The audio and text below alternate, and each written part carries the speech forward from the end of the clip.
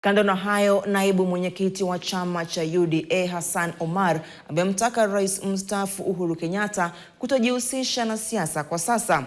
Akizungumza wakati wa kampeni za chama cha UDA mashinani gatuzi ndogo la Jomvu, kaunti ya Mombasa, Omar ambaye ni mbunge wa bunge la Afrika Mashariki Yala, aidha alimtaka Kenyatta kuacha kufadhili viongozi wa upinzani ambao ushiriki kwenye maandamano yanazua fujo na uharibifu wa mali.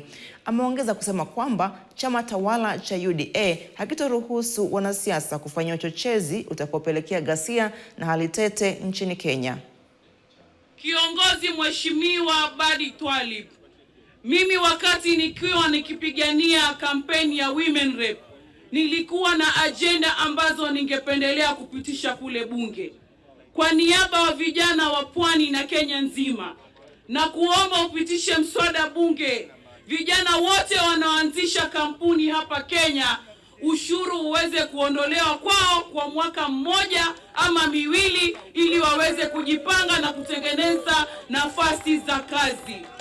Uhuru Kenyatta akajiingiza katika election, akasema mtajua yeye ni yeye, akatumia pesa zao za nyumbani, akaleta familia yake, wakafanya kila khiana, wakawadhulumu watu wa Kenya Kwanza, wakamdhulumu William Ruto, wakamdharau William Ruto. Mwisho Mwenyezi Mungu akamwenua William Ruto, akamfanya rais wa Jamhuri ya Kenya, sio? Sasa hiyo kisasi ni ya nini? Hii makasiriko ni ya nini? Wewe kwa nini usipumzike? Hakuna mtu alikuwa ako na habari na wewe.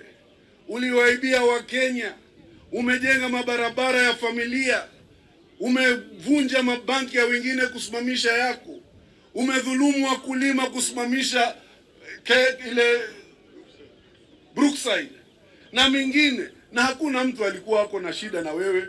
Sasa wewe unakuja na macho mekundu, unasema wewe huogopi. Hatukukuogopa ulipokuwa rais. Sisi tunaweza kuwa tunaogopa nini tena?